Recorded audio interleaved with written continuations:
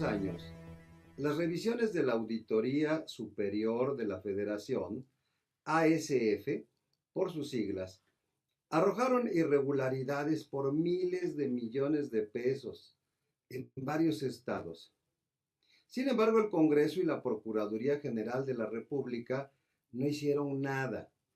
El Poder Ejecutivo Federal priista y el Congreso, dominado por el PRI, les otorgaron impunidad absoluta a sus gobernadores, sobre los cuales había presunciones de desvíos millonarios, de lavado de dinero, de cuentas e inmuebles en el extranjero y de vínculos con el crimen organizado. La impunidad se debió a que el regreso a la presidencia del PRI en 2012 y el control del Congreso en el 2015 fue posible gracias a las bolsas de miles de millones que juntaron gobernadores priistas para financiar ilegalmente las campañas del PRI. El presidente y los legisladores priistas les deben sus triunfos en gran parte a sus exgovers corruptos. Luis Pasos en El saqueo de los estados.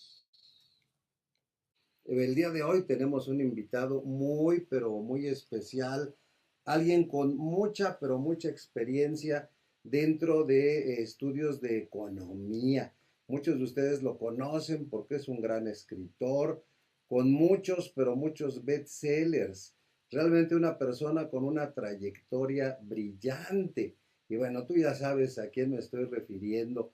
Me estoy refiriendo a Luis Pasos. Luis, no sabes qué gusto, qué honor tenerte el día de hoy aquí en este tu programa, Opciones de Vida. Bienvenido. ¿Cómo estás, Luis? Muchas gracias, Carlos, por invitarme y por darme la oportunidad de platicar con tu auditorio sobre temas muy actuales que nos pueden complementar o a desgraciar la vida personal, ¿no? Complementar o desgraciar la vida. Tienes toda la razón. Déjenme decirles, amigos opcionautas, que Luis Pasos, mira, él tiene estudios de economía y administración en el Instituto Tecnológico de Estudios Superiores de Monterrey. Él es abogado de la Escuela Libre de Derecho. Tiene estudios de administración pública en la Universidad de Nueva York. Cursó la especialidad de finanzas públicas, maestría y doctorado en la División de Estudios Superiores de la Facultad de Derecho de la UNAM, doctorado honoris causa en Ciencias Sociales de la Universidad Francisco Marroquín de Guatemala, profesor titular por oposición de Teoría Económica en la Facultad de Derecho de la UNAM, claro que sí, y bueno, también editorialista sobre temas económicos, sobre temas financieros. Y mira, se dice fácil, ¿eh? Pero es autor de 42 libros sobre temas económicos, históricos, políticos. Los más recientes, Los ricos del gobierno, Políticas económicas, Desigualdad y distribución de la riqueza, y EPN, el retroceso. Y bueno, el día de hoy el tema, amigos opcionautas, es la corrupción somos todos. Luis, pues uno de los temas que más nos inquietan a todos es este de la corrupción que nos afecta a todos los mexicanos. Una corrupción verdaderamente galopante y descarada prácticamente en todos los niveles de gobierno. ¿Qué nos puedes tú comentar en relación a esto, Luis? Bueno, mira, Carlos, precisamente el título de esta charla dice: la corrupción somos todos, pero hay que ponerlo en interrogatorio. Hay quienes decimos, es que los mexicanos somos muy corruptos. No, hay que buscar las causas. El mexicano en sí mismo no es más corrupto que el japonés, pero hay un entorno jurídico, leyes, reglamentos que premian la corrupción y hacen difícil ser honesto. Te voy a dar un dato para situar y fundamentar lo que te estoy diciendo. En el Japón, de cada 100 personas que cometen un delito, 95 enfrentan a la justicia. O sea, de 100 personas en Japón que cometen un delito, 95 enfrentan la enfrentan la justicia. justicia. Y en México debe de ser igual, ¿no, No, Luis? es al revés. En México, de cada 100 personas que cometen un delito, solamente el 3-4% hacen frente a la justicia. Entonces, esta gran impunidad, somos el país con mayor impunidad, el segundo con mayor impunidad en el mundo, es lo que invita a la corrupción. ¿Qué es la impunidad? Pues es el cometer un delito sin que tenga ninguna consecuencia o que te cubran. Decías en la introducción el caso de los gobernadores, un lastimoso caso. Es cierto, no son los primeros corruptos. Ha habido corrupción el siglo pasado. Hay corrupción también en otros partidos, en el PAN, en el PRD, pero en donde se ha estructurado esencialmente la corrupción ha sido en el PRI, porque ha sido también el partido que ha tenido durante mucho tiempo el gobierno de México. Ahora, ¿por qué hay esta corrupción? Por ejemplo, en el caso de los gobernadores, ellos cooperaron, ayudaron a que regresara el PRI a la presidencia. Antes el que nombraba al presidente del PRI era el presidente saliente, pero en 2 sexenios que estuvo el PAN al frente de la presidencia, aunque no con el control total, porque el Congreso lo tenía el PRI, 20 estados lo tenía el PRI, ellos maquinaron de cómo regresar. Ya no tenían la fuerza del gobierno federal. Entonces, los gobernadores priistas, cerca de 20, fueron los que designaron un candidato y apoyaron desde sus estados a este candidato, simplificando y después explicando cómo o qué son las leyes que permitieron esto.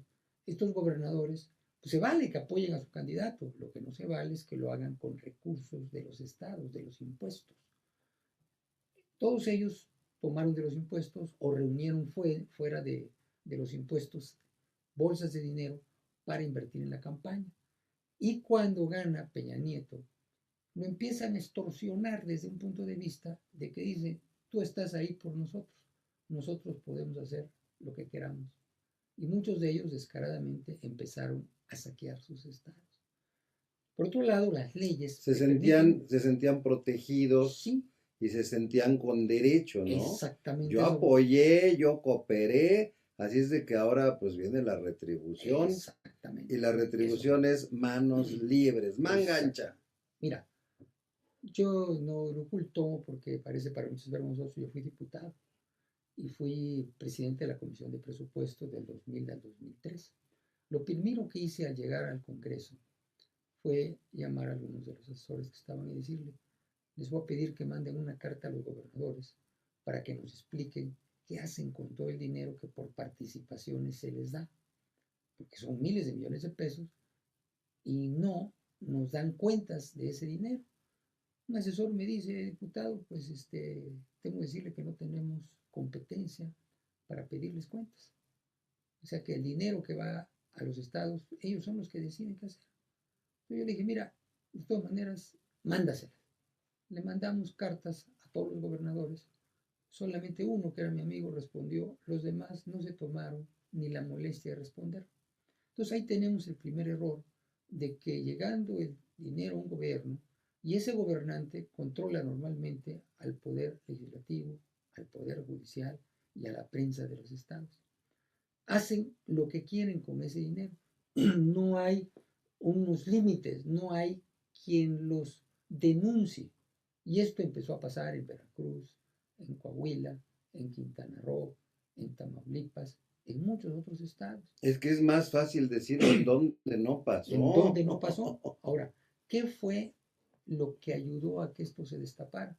En que muchos de esos estados, como Veracruz, Coahuila, Quintana Roo y Tamaulipas, que es donde ha habido acusaciones de algunos que ha habido y en otros estados, hubo un cambio de gobierno, de partido. Entonces, ahí empezó a salir todo esto, que cuando no hay alternancia, no sale. Entonces, vemos que en México la seguridad de que van a quedar mis cuates ha promocionado la corrupción y el hecho de que el Poder Judicial, que tiene que esperar a que las procuradurías denuncien, pues hace que esto sea prácticamente impune. Por ejemplo, la Auditoría Superior de la Federación, que es uno de los pocos organismos independientes que ha funcionado, en los últimos, vamos a decir, 4 años o 5 años, ahí está en mi libro, este EPN, el retroceso, están las cifras, ha consignado una gran cantidad de funcionarios públicos, no consignados, sino denunciado ante la Procuraduría, una gran cantidad de funcionarios públicos que tipifican con sus actuaciones un delito penal. Pero ¿qué pasa? Que de cada 100 denuncias que hacen, solamente 3 pasan al, al Poder Judicial, a los jueces. Todos los jueces pues, están esperando que la Procuraduría le diga a quienes debe perseguir y meter a la cárcel.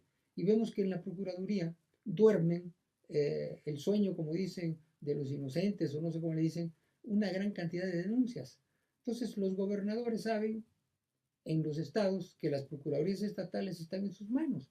Entonces la Auditoría Superior denunciaba, se los mandaba a las procuradurías estatales, denunciando a los gobiernos, y pues era de risa, porque todos los procuradores estatales estaban, o fiscales estatales anticorrupción, estaban nombrados por el propio gobernador. Es mi jefe, pues ¿cómo le voy ¿Cómo le voy a a hacer? echar si a él le debo Sí. el puesto? Entonces, esta corrupción era tapada y esto la hace florecer.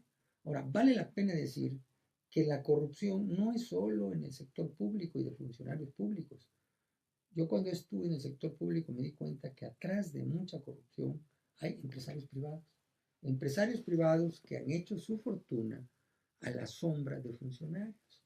Por ejemplo, Pemex. Pemex pues, es una institución pública que es de las más corruptas que hay. Y ahí vemos, te voy a poner un ejemplo, compran en este gobierno al principio empresas por un valor de 700 millones de dólares. Y cuando se estudia, estas empresas no valen ni 100 millones. Entonces, compras a sobreprecio han llevado a la quiebra a Pemex. Por ejemplo, privilegios que le han dado a sus trabajadores sindicalizados. Vemos que, por ejemplo, en México las pensiones que se le dan a una minoría de trabajadores de CFE y de Pemex, pues son superiores a los de las demás, de tal forma que uno puede ganar o tener una pensión de 5,000, de 10,000 pesos, mientras que los trabajadores de Pemex, que a veces muchos de ellos llegaron a pensionarse a los 45, 50 años, y reciben al mes 47,000, 50,000 pesos. Y de la CFE hay quienes reciben en promedio 95,000 pesos. Pero como esas empresas andan tan mal, esas pensiones las tenemos que pagar nosotros a través de impuestos. Entonces, ahí también hay corrupción. Estos sindicatos con los directivos de esas empresas han pensionado a gente que no tiene ni edad. Por ejemplo, hay municipios que han salido las noticias que pensionan a muchachas de 35 años para toda la vida. Entonces, no es posible que mientras yo tenga que trabajar a los 70, 75 años, como la mitad de los adultos mayores en México, otros reciban pensiones A los 35 40 años. Ahora, ¿esto qué es? Corrupción. Y ahí se va todo, nadie dice nada. Todos estamos en el país en que no pasa nada. O simplemente hay denuncias en la prensa y simplemente los funcionarios esperan a que pase el tiempo. Ya me denunciaron, dijeron, pero no va a pasar nada y voy a disfrutar de miles de millones de pesos. Entonces, ¿cuál es lo que hay que cambiar en México? Bueno, primero, la impunidad, que se reduzca el grado de impunidad, que todos aquellos que han robado, sean funcionarios públicos, sean contratistas, coludidos con funcionarios públicos, vayan a la cárcel. Por eso dije en un principio que no es que seamos un país especialmente de corruptos, sino que hay leyes, hay costumbres que se van creando de que nos invitan a la corrupción. El ser honesto en este país no deja. No te dicen qué honesto eres, sino te dices qué tonto fuiste de no agarrar. ¿Por qué? Pues porque nadie se da cuenta. Y entonces por eso tenemos gente que a mí me duele al saber lo corrupto que eran, como el gobernador de Veracruz, Javier Duarte, cuyo padre era amigo mío, yo soy de Veracruz, su mamá igual.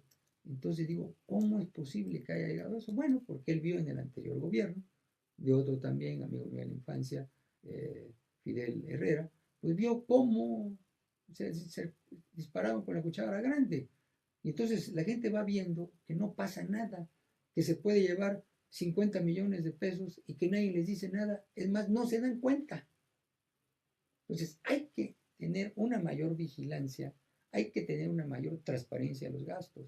Desgraciadamente, en nombre de los pobres, en nombre de distribuir, es como se justifica muchas veces estos gastos que no tienen ninguna repercusión en reducir la pobreza, pero sí en facilitar el robo de recursos. Oye, pues qué buena descripción nos estás haciendo, Luis, de lo que sucede en nuestro país. Y mira, pues una de las razones por las que no hay crecimiento es por esta corrupción. Esta corrupción genera que no se apliquen las leyes. El no aplicarse las leyes de manera adecuada es como un círculo vicioso porque esto nos lleva a la inseguridad. Y mira, yo estoy totalmente convencido que para que pueda haber riqueza, el requisito indispensable es la seguridad y el ejercicio, la aplicación de la ley de manera adecuada. Pero también aquí hay otra cosa, no sé tú qué opines, sobre la discrecionalidad en cuanto a la aplicación de la ley. La ley dice todos son iguales ante la ley, aunque en la práctica vemos que unos son más iguales que Sí, sí. otros. Mira, ese es un tema que va junto con la corrupción, pero es muy lastimoso. Acabo de conocer un caso de una familia muy humilde en donde a uno de los hijos de esta familia, que estudiaba ingeniería, lo acusaron una señora de violar a su hija. Por circunstancias me pidió ayuda, yo le dije, pues mira, no te apoyo mucho, pero dime a ver si te conecto con un abogado. Esta familia es muy humilde. A él, este muchacho lo acusaron 9 meses después de que supuestamente se dio el hecho. Y el hecho, supuestamente, la mamá de esta niña dijo que se dio subiendo el cerro de Teposteco un sábado en la tarde. Quien haya ido al cerro de Teposteco un sábado en la tarde, ven que es imposible que ahí se haya cometido una violación, porque está lleno de gente que va subiendo el cerro, no hay lugares. ¿Qué pasó? Que hubo un despecho, una cuestión, y la señora lo acusó. Este muchacho con pocos recursos fue detenido y como ahora hay leyes que dicen que el que comete este tipo de delitos, que en principio parece positivo, lo tiene que dilucidar desde la cárcel, pues este estuvo en la cárcel. Y le hicieron una serie de acusaciones y le pidieron dinero.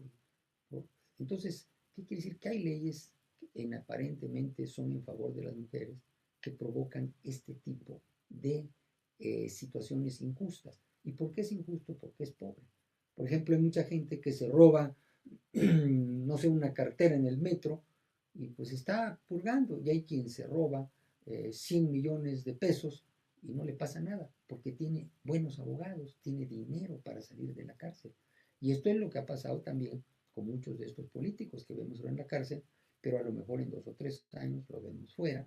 Y se llevaron miles de millones y su familia va a vivir como millonarios y estuvo solamente 2 o 3 o 2 años en la cárcel, mientras que una gente acusada injustamente, como es humilde, pues se pasa 4, 5, 6 años en la cárcel. Entonces, la justicia en México no es pareja, sino que el que tiene más recursos, el de los grandes robos, muchas veces, pues que un amparo, que esto, que el otro, que contrata un buen abogado y encuentra recovecos para no pisar la cárcel. Mientras que mucha gente humilde, pues ahí está en la cárcel por falta de recursos. El pecado es ser pobre. Definitivamente. Entonces hay que empezar con la igualdad ante la ley, no la igualdad económica, que es otro mito. La gente no quiere ser igual, quiere vivir mejor, no quiere tener el dinero de Carlos Slim, quiere tener un mejor salario, pero con la excusa de que vamos a distribuir, entonces viene otro fenómeno también, producto de la corrupción y del mito de la igualdad económica, que es aumentar impuestos. Oye, perdón que te interrumpa, pero me acabas de recordar, dijiste Carlos Slim, yo me acordé de otro Carlos y concretamente me acordé de su hermano, que yo creo que es uno de los casos más vergonzosos de corrupción, que es precisamente Raúl Salinas. Todo lo que hizo este hombre, al que le llamaban el 10%, era su apodo, porque para todo pedía un 10% de comisión, a veces más. Pero entonces pasan los años, sale totalmente absuelto, por llamarle de alguna forma, vuelve a recuperar sus bienes y seguramente ahora se está dando una vida de rey. Desgraciadamente ese es un caso, pero ahora, como ese caso, tenemos cientos de casos. O sea que se han multiplicado. ¿Por qué? Porque regresaron y pensaron que tenían el control del Congreso, el control de los estados, el control de la presidencia y podían hacer lo que ellos quisieran. Pero no contaron con que mucha gente ya estaba asqueada de tanta corrupción en varios estados y votó en contra de ellos. Y ahí empezó a salir el estiércolero, la cloaca que nos tiene a todos asustados y que lo positivo debería ser que se siguiera limpiando y que llegáramos a cambiar también las leyes que dan lugar a esta corrupción. ¿Cuál es tu perspectiva, cuál es tu visión, Luis, rumbo al 2018? Bueno, que en la medida en que se logre dividir a la oposición, hay más posibilidades que los mismos sigan en el gobierno y que una división como la que acaba de haber en el PAN, pues le resta, podemos decir, posibilidades de llegar a un partido que era el que se enfilaba como el que iba a ganar. Y ahora dividido le va a costar más trabajo. Entonces, también eso, los pleitos internos más en un partido en donde hay verdadera selección de candidatos, pues resultan estos pleitos que debilitan, no van a acabar con el partido, pero lo debilitan y permiten que fuerzas que ya estaban fuera de la jugada, como era el PRI, pues vuelva a estar dentro de la jugada. Entonces, sí es importante que también tengamos una presencia política y que no, digamos, siempre va a ganar el mismo, ya no es cierto. En México ya ha habido alternancia, sí hay compra de votos, sí hay compra de conciencias, pero en la medida que haya un público más consciente, podemos ir mejor. No es en México el único país donde vota mal la gente, tenemos el caso de Estados Unidos, ¿no? Llegó Trump, que también tiene sus cosas buenas, no es todo malo en Trump, pero es una gente muy inestable que crea inestabilidad, ¿no? Y que un día dice una cosa, un día dice otra. Tú decías de la seguridad. La seguridad jurídica quiere decir que siempre hay reglas que van a ayudar a mantener el orden y que no van a depender de los caprichos de un gobernante. Y en América Latina, entre ellos México, hemos estado gobernados por caprichos de gobernantes, como es ahorita Venezuela, como es muchos otros países. En México ya tenemos instituciones, pero no muy fuertes que digamos. Oye, ¿y tu perspectiva de lo que está pasando ahora con el Tratado de Libre Comercio, con esta renegociación? ¿Tú en qué crees que acabe todo esto? Mira, yo pienso que va a seguir el tratado, pero hay dos canales para interpretar lo que va a pasar. Uno, lo que dice Trump, y otro, lo que va saliendo de la renegociación del tratado. El tratado beneficia a ambos países, o sea, tanto a los Estados Unidos como a México. Ahí podía yo hablarte de una teoría que está atrás de de Trump y que está atrás de los izquierdistas de México. Fíjate, hace 22 años la izquierda en México decía que era injusto un tratado con Estados Unidos porque era más rico, que era simétrico, que nos iban a llegar a llenar de pueblos norteamericanos, que iban a causar quiebras en México, que iban a causar desempleo. Y esos mismos argumentos ahora los tiene Trump. O sea, que Mira nada más. piensa como No. pensaban los izquierdistas hace 22 años. Oye, pues ahora deberías de escribir uno que se llame Trump, el retroceso. Pues sí. Este es el momento de respirar de manera lenta y profunda. Es el momento de tomar de la mano a tus familiares y amigos para formar un gran círculo energético. Si por alguna razón no le puedes dar la mano a tus familiares y amigos, simplemente ponte en una posición de oración o estira tus manos hacia los lados e imagina que le estás dando la mano a decenas, a centenas, a millares de personas, todas ellas con un mismo objetivo: tener una vida espiritual más intensa. Y así, respirando lenta y profundamente, haz tuya la siguiente oración, de preferencia con tus párpados cerrados.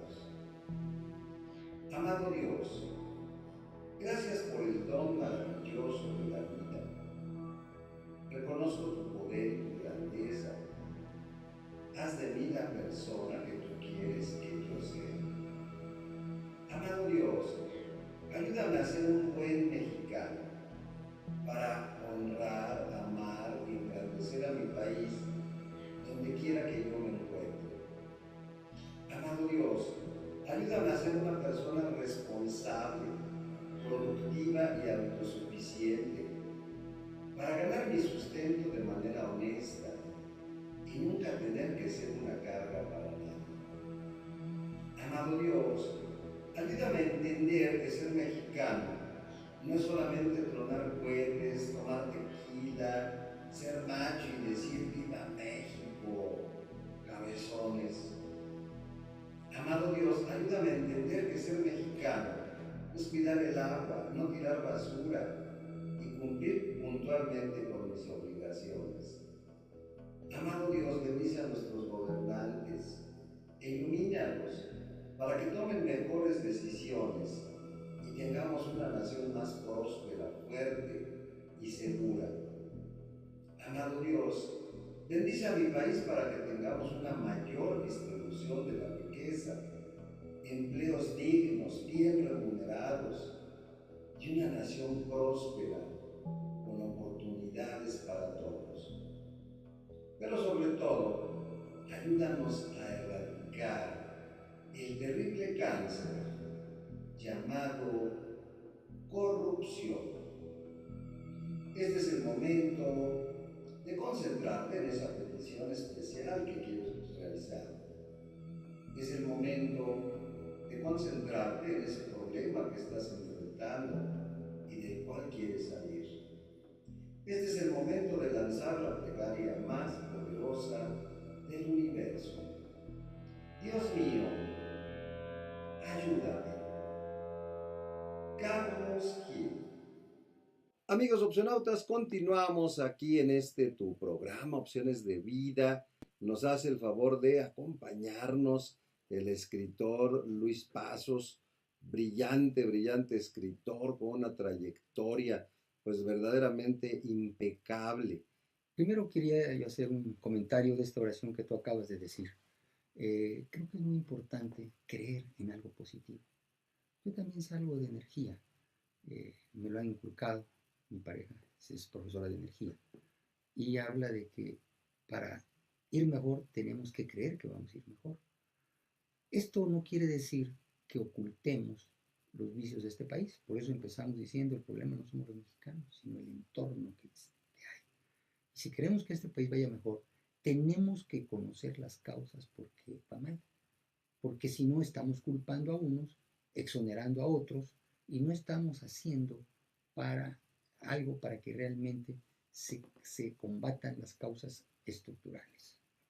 Entonces, eso es lo que tratamos de hacer en esta plática, el identificar por qué tenemos corrupción, por qué el país va hacia atrás, aunque muchos dicen que va para adelante.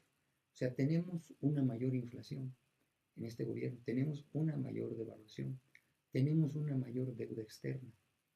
¿Por qué ha sido esto? Bueno, porque quienes están al frente del gobierno han gastado más de lo que deberían de gastar. Entonces, si nosotros identificamos que ha sido un excesivo gasto, que ha generado déficits presupuestales, que ha generado deuda, ha habido también compras o sobreprecios, ventas a bajos precios, ha habido muchas triquiñuelas que nos han llevado a esto, pero debemos ver cómo podemos frenarlas. Ya dijimos, reduciendo la impunidad, ya dijimos, identificando qué leyes debemos cambiar. Por ejemplo, Trump, dentro de lo negativo, habla de bajar impuestos. Eso es positivo. Habla de reducir reglamentaciones. En México hay una gran cantidad de personas, desde el pequeño comerciante, desde el ama de casa, que son chantajeados desde por un tránsito hasta por un inspector, que con base en leyes confusas viene y nos dice: o me das tanto o te clausuro tu negocio, o me das tanto o la llevo a un corralón. Esas son el tipo de corrupciones relativamente pequeñas, pero que las conoce el ciudadano. ¿Cómo podemos hacer para que estos tipos de corrupción y de chantaje se reduzcan? Quitar tantas reglamentaciones que existen. La gente tiene una inseguridad, no sabe si está cumpliendo o no cumpliendo con la ley. Mira, nada más un ejemplo que te voy a poner, Luis. En la actualidad, yo no sé las personas que están a cargo de la Secretaría de Hacienda, del SAT. O sea, verdaderamente cumplir con la miscelánea fiscal está en chino. O sea, tú imagínate aquí en México cuántas personas tienen conocimientos de computación, cuántas personas tienen acceso a Internet. No es la mayoría. Definitivo. Y sin embargo, para hacer una miserable factura, requieres de todo un programa, de todo un software, bueno, verdaderamente complicado. O sea, realmente el sistema fiscal que tenemos aquí, pues a lo mejor estaría bien para Japón o para Inglaterra, no sé para qué país, pero para este no. Te voy a dar algunos datos para fundamentar lo que tú dices. En México se tienen que dedicar hasta ahora 63% de horas más que en Estados Unidos para pagar impuestos. Y agárrate, Carlos.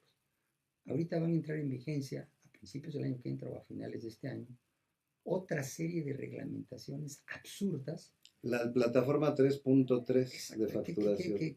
una serie de facturas que hay muchas empresas medianas y pequeñas que están hecho bolas. Entonces, ni los contadores que a veces ganaban dinero con esto, ya ni nosotros lo entendemos. ¿Quiénes son los únicos que están ganando? Pues los que le venden el software al SAT, los que medio conocen de estos y que van a vender ahora 5 veces más sus facturas y probablemente el SAT va a tener mayores ingresos, ya los ha tenido. Este gobierno ha tenido ingresos récord que ningún gobierno en la historia de México ha tenido. ¿Y sabes qué ha hecho con ellos? En lugar de equilibrar sus finanzas, se los ha Despilfarrarlo. gastado de más. Este es el gran pecado de este gobierno, como lo digo en mi libro de EPN, el retroceso. Pero ahora vienen cambios que uno dice, no sé, José Antonio Mit, que es una gente sensata, no sé qué está esperando para echar a la basura todo esto que viene con la teórica finalidad de que no haya evasión, más evasión fiscal, siendo que el problema en México no es la evasión fiscal, es el robo de los impuestos, es el mal uso que se le da a los impuestos. Entonces, por ahí se debe de empezar. O sea, aquí se da en materia fiscal la ley del embudo, lo ancho para el funcionario que gasta los impuestos y lo angosto para el que paga los impuestos. Entonces, tenemos con que eso debe cambiar si no queremos que aumente el sector informal y que muchas pequeñas empresas con tanta carga fiscal pues cierren sus puertas. Para tener una idea, el problema del TLC lo va a enfrentar en parte Canadá disminuyendo los impuestos. Hay la idea de Trudeau de bajar a 9% el impuesto sobre la renta a pequeñas empresas. Y aquí en México la idea es cómo las exprimimos más para que paguen más impuestos. Y la gente dice, voy a pagar más impuestos, ¿para qué? Para cubrir los hoyos que dejaron en los estados quienes se robaron dinero, para seguir dilapidando el dinero. Ese es el grave problema fiscal de México. Oye Luis, y bueno, por ejemplo, otra cosa también muy, pero muy comentada en los días recientes con esto de la renegociación del Tratado de Libre Comercio, una de las peticiones de Canadá para México es que aumentara los sueldos de los trabajadores mexicanos, a lo cual se opusieron rotundamente porque podría ser inflacionario.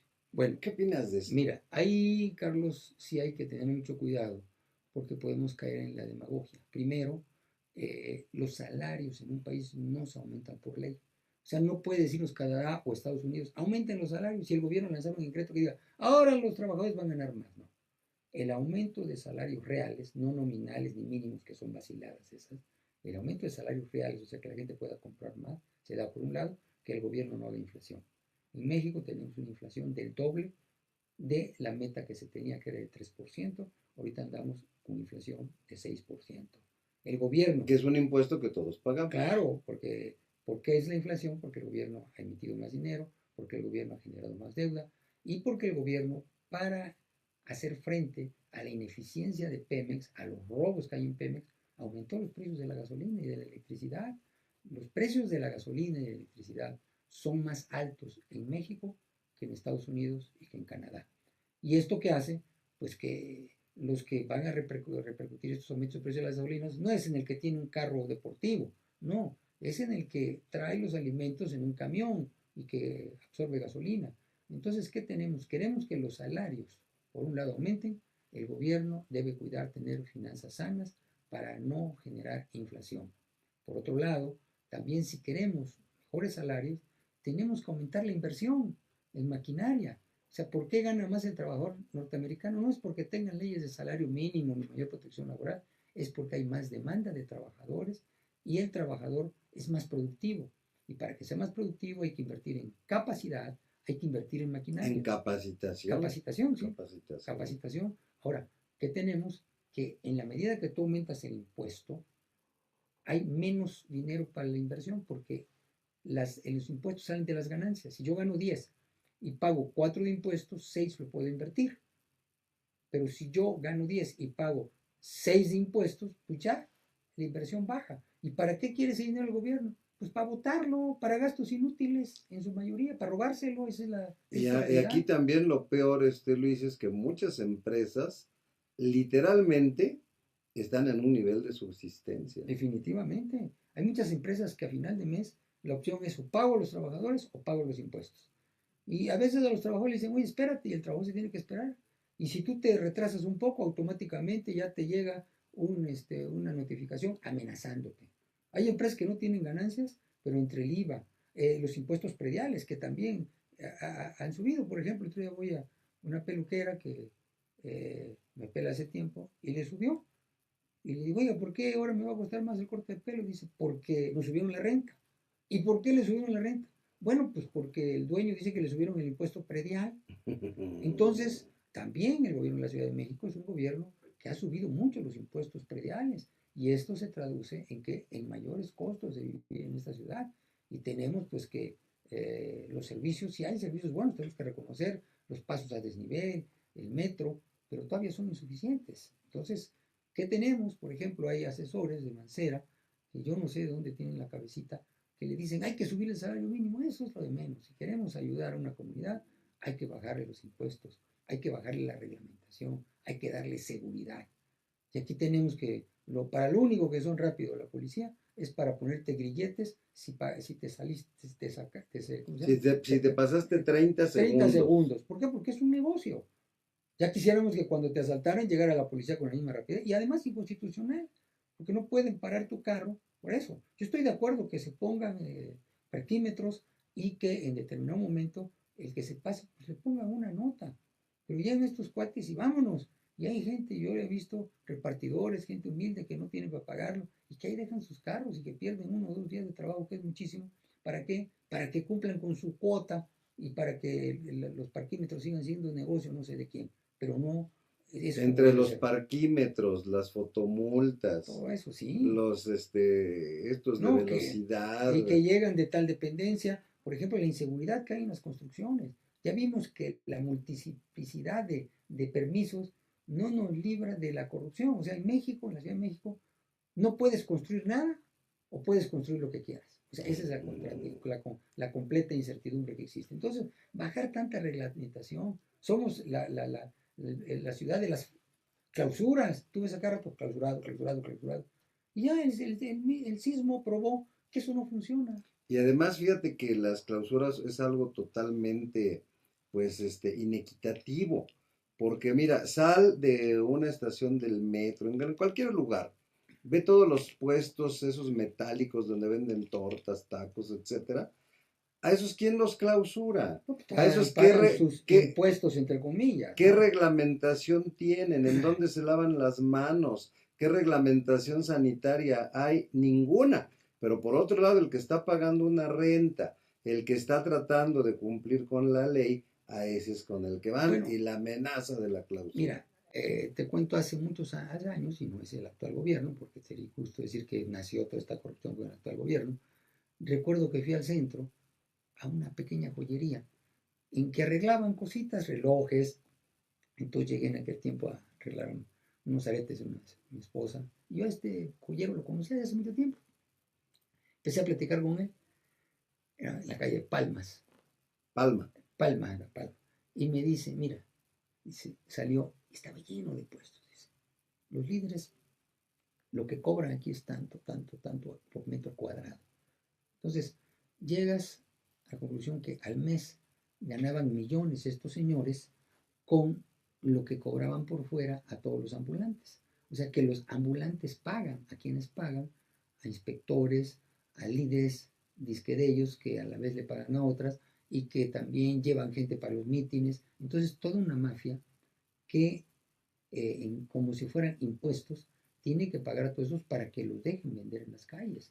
Y han hecho ya un modus vivendi de mucha gente buena que está vendiendo en la calle. ¿Por qué? Porque pues, está pagando y está ganando y es una forma de mantener a su familia, pero como tú dices, a veces de dónde, cómo se lavan las manos, reciben billetes y con eso mismo te hacen el taco.